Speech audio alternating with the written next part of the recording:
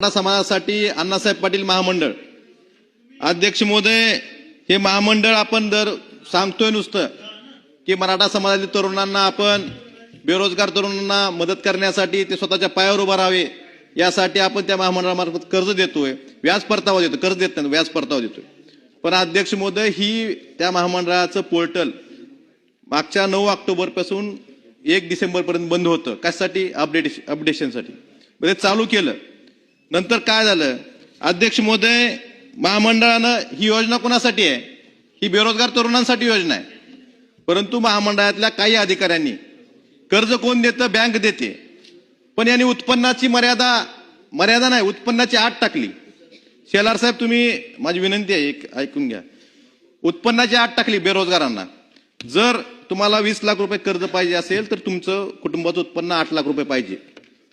बेरोजगार तरुणांकडे जर त्याच्या कुटुंबाचं उत्पन्न 8 लाख असलं, तुमच्याकडे कशाला कोण कर्ज मागायला येईल?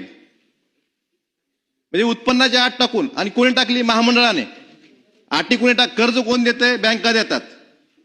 पण महामंडळातले अधिकारी अशा जाचकाठी लावून जर मराठा समाजातील तरुणावर अन्याय करत असतील तर अशा अधिकाऱ्यांना आपण ठेवणार का? आणि ह्या ज्या अटी त्या अधिकाऱ्यांनी लावल्यात, हे शासनाला मान्य आहे का? हे शासनाने ह्यांना असे निर्देश दिलेत का?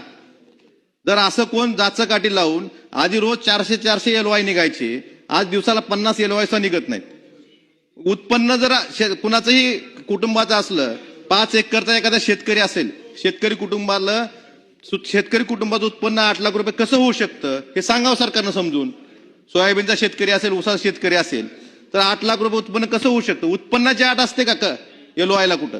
ही अशा जाचकाठी लावून जर हे महामंडळ बंद पाडायचं असेल आणि मराठा समाजावर अन्याय करत असेल तर ह्यावर सरकारनं कारवाई करणं गरजेचं आहे। नाहीतर हे अधिकाऱ्याचं मत, म्हणजे हे अधिकारी जे अटी लावतात ह्या सरकारच्याच अटी आहेत असं समाजात समज होईल।